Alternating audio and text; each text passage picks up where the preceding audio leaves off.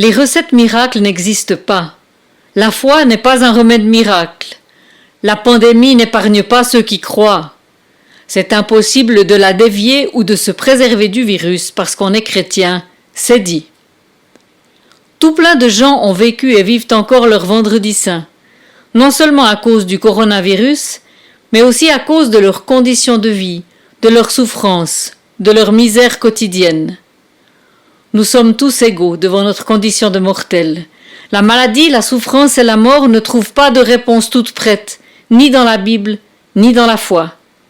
Aucun comportement, aussi éloigné soit-il de nos valeurs personnelles, ne permet de dire « il ne peut que s'en prendre à lui-même s'il est malade, elle est responsable de ce qui lui arrive ». Au vu de leur manière de vivre, c'est pas étonnant qu'il l'ait attrapé. Rien ne justifie la souffrance, ni la maladie, ni la mort, c'est dit.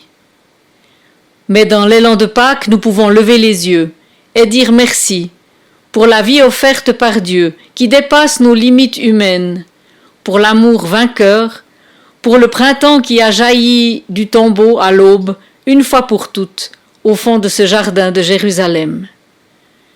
Merci parce que depuis là, la vie court toujours, elle se faufile dans les brèches, elle rit, elle vibre, elle invente des stratagèmes joyeux pour ressurgir, recommencer, continuer. Merci parce que l'amour est en route, ici et partout, et parce qu'il se bat pour la vie. Pensez à l'infirmier, à la factrice, aux vendeurs. Pensez aux médecins, aux agriculteurs. Pensez aux éboueurs, aux employés, aux ouvriers. Pensez aux catéchètes, aux narratrices, aux bénévoles, aux diacres, aux pasteurs. Pensez à tous ces dévouements quotidiens. Ces gens font circuler la vie, l'amour du travail bien fait, le soin aux autres, pour que cette période à part ne soit pas porteuse de mort, mais de vie, à fond, envers et contre tout. Cette crise nous a jetés pour un temps hors de nos églises, de nos activités paroissiales, de nos habitudes.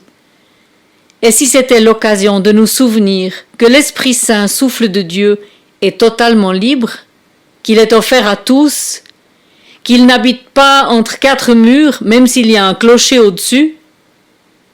À Pâques, la vie a jailli de la tombe avec l'espérance, le désir de vivre. En Jésus-Christ, la vie est venue à notre rencontre et elle nous emmène, de pas en pas, de résurrection en résurrection. Elle nous offre des racines toujours plus solidement dans l'amour de Dieu. Nous sommes aimés.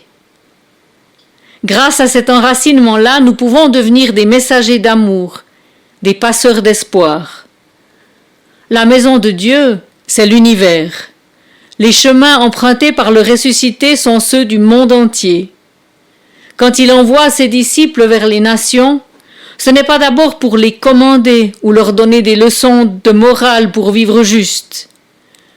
Quand il leur demande de baptiser les gens de toutes les nations, ce n'est pas pour rapatrier le plus possible de monde dans son bercail à lui, quelque part entre des murs de doctrine et de bienséance.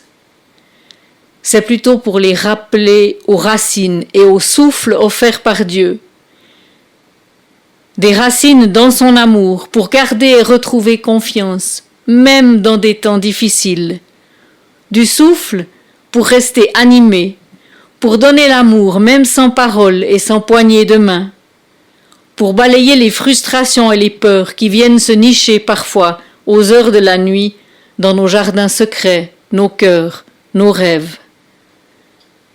Dans le souffle de Pâques, Dieu nous invite à tout mettre en œuvre pour nous enraciner dans son amour, pour y consolider notre vie, afin qu'elle ne soit pas juste comme l'inverse de fausse, mais plutôt ajustée, à la bonne taille, celle du vêtement qui nous va bien, ajustée à la mesure de la confiance que Dieu nous fait pour être des vivants, des passeurs d'amour dans le monde, même à distance, même par un simple sourire, par un mot. Amen.